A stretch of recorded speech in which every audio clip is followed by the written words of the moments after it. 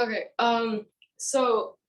This is Norman John. He's my great grandpa on my dad's side of the family, and he is a, a a survey man. Like he surveys the land, and which is where you like where you're a geologist and kind of what the lady who just gave the presentation was talking about. And so that was his job. And so he's a survey man, and he was 39.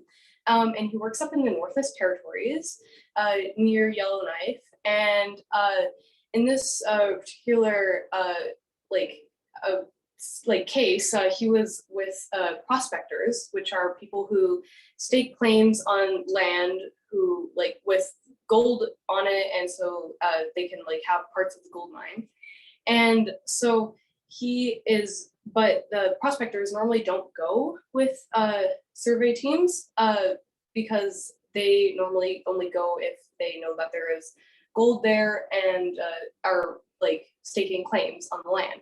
But in this particular case, it was 1935, and he was 39 years old, and he was surveying with his team, and they were bringing back samples with flakes of gold in them.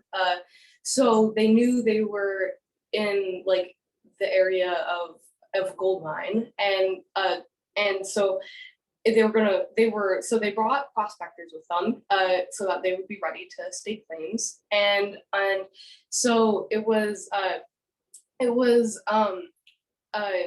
August 14th, 1935, and it was middle of the day kind of, and they were talking about some rocks that they had found, like some quartz and just some samples. And it was a completely normal day, and they were surveying. And then later, a few hours later, Norman, he had picked up a piece of gold, and they tested it, and it was all gold.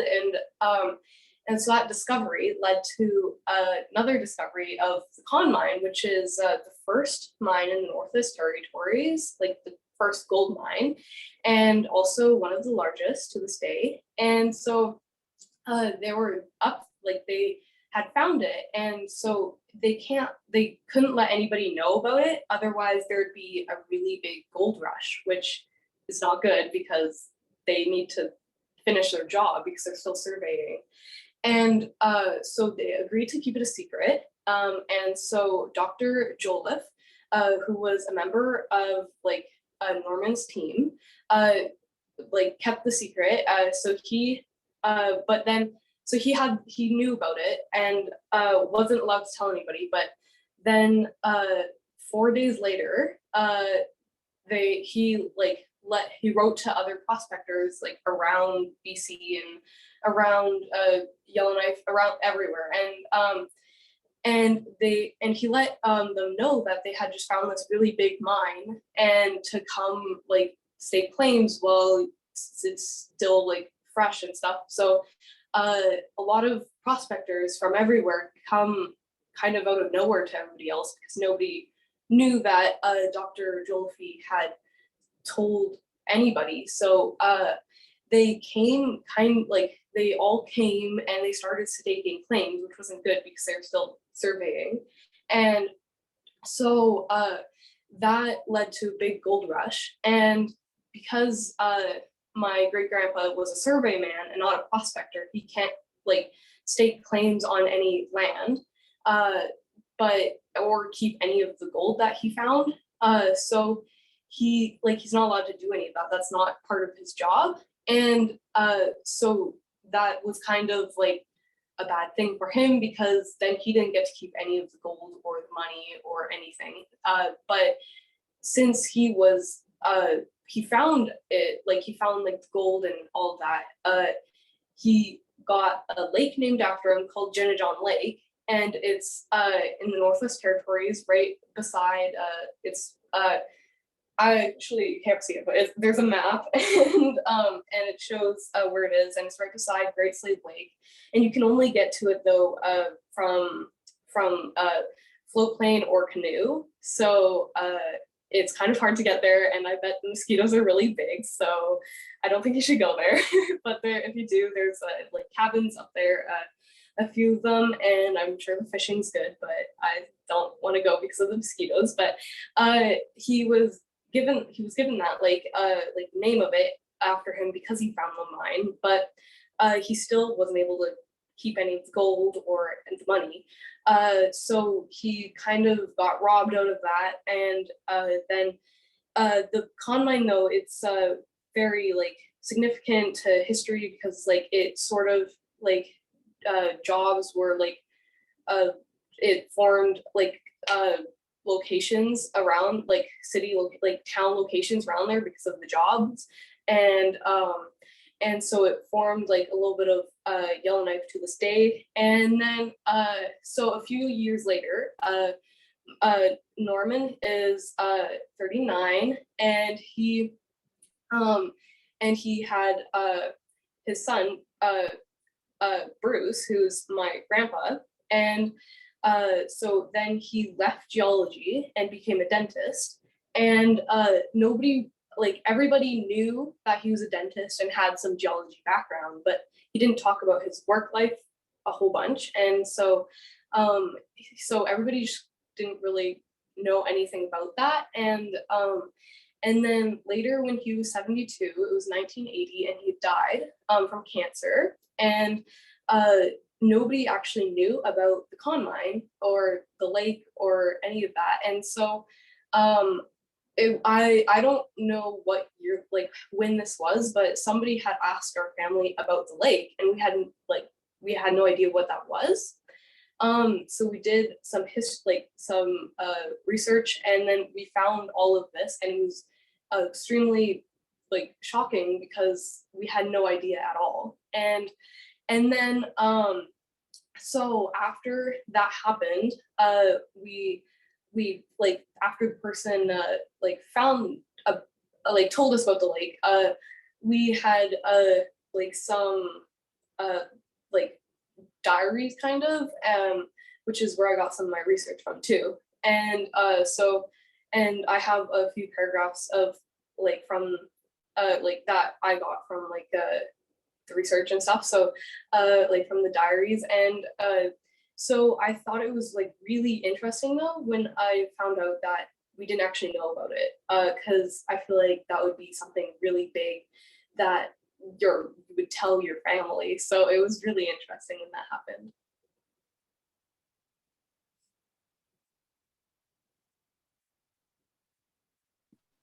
Yeah, awesome. That's so interesting. Like, I bet it was like super shocking and cool to find out that your great grandpa discovered a gold mine. Like, that is so Hmm. cool. So you talked about like your research process, how you were reading diary entries, and like, what else did you do to find out more about your great grandpa?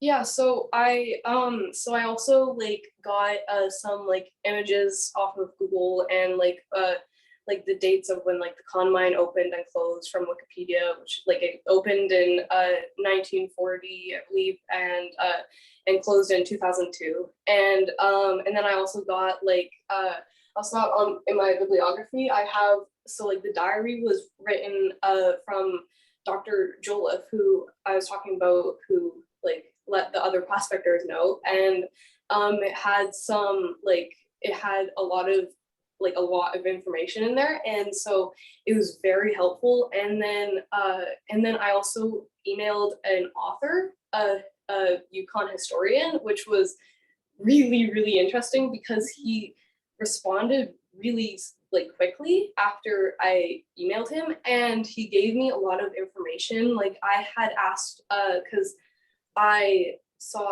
found this like article that he'd written about the con mine and my great grandpa, and at the end it said to be continued. So I emailed him if I could see like the next part of it, like after the to be continued, or like the original like article, like if he had anything. And so he emailed me I was super excited because he emailed me really quickly, and then he gave me a lot of information. He gave me information about my great grandpa, and like some just like some where he was and like when some things happened, and he also gave me a newspaper article. It's this one back here. And it talks about like his it doesn't actually talk about like Norman, but it talks about his team and stuff and who was on it. And so that was like really interesting because we didn't have that. And so he was a really big help. And then I emailed him back saying thank you. And he was like, oh, I'm so happy. I'm so happy I got to see like one of the Jen and John family members. And I was super excited about that. And then I also got some more research from other like family members and people who like actually knew him. He died before I was born on it, so yeah, I can actually like talk to him, obviously. Yeah. No, that's so great that you use so many primary resources, like actual like Mhm. old newspaper articles and diary entries, and you reached out to like an actual historian. That's really great research. What was the most surprising thing you learned about your topic, even though this whole thing was definitely like a huge surprise? Well, I was definitely surprised about like some of like Ryan Silke, the author, like the historian, and I also was super surprised about like not family not knowing about it, Yeah, and yeah. also like some like little things like I'll just put that back. But in this picture you can't really see, but it's a picture of him and his team, and so there's a plane in it, and the pilot of the plane was a World War I Canadian hero, and he was like really he actually so his name was Wat May, and he was in World War One, and he was in the takedown. He was involved in the takedown of the Red Baron, which was in 1918. So that was really really interesting Yeah. when because like I once I kind of researched that a little bit, I actually watched like a few like 1 minute history videos or whatever they are about him because I was just interested on that.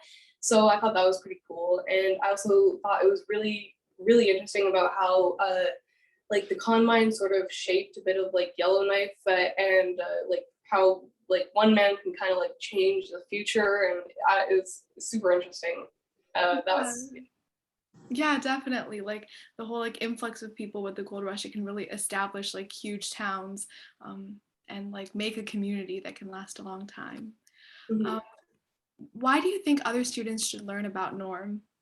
Well, in case they're like interested in geology, like which is why I wanted to do this because when I found out that he was like a survey man, and I was really interested in that because I knew that had to do with geology, but I wasn't really sure how, so I wanted to learn about that.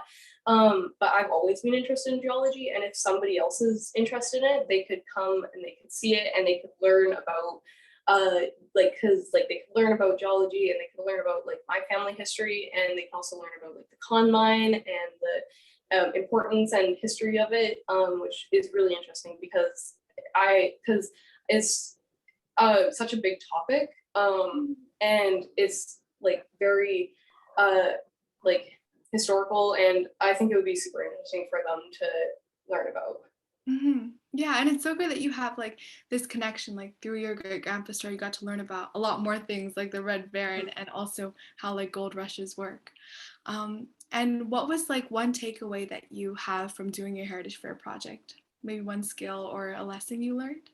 Well, I learned how to write a bibliography, like actually, because I knew what it was, but I didn't know how to do it. So we got Yeah. to learn how to do that, and I learned how to. So I've never really put together a board before. So I learned how to like make sure like it has like a balance of pictures and information. And I learned a couple things uh like the kind of how much it takes to like make this happen, and I thought that was very interesting because like it took us because we did this project for 2 months, and so it took a long time to do all the research, like the notes and the studying, and it was very interesting. hmm Yeah, no, you did a really awesome job like those skills you'll definitely use them in the future. And you did some really, really in-depth research for your project, which will be a really valuable skill. I think that's all the time we have. Really great job. I enjoyed learning about your great grandpa and his discovery, and I love your costume too, and your like old timey lamp. That was really cool. Yeah, I Um, have this little lamp that we got in the shed. We found it in our shed, and I yeah, have some like from school and stuff. yeah, really great job. Thank you so much. Thank you.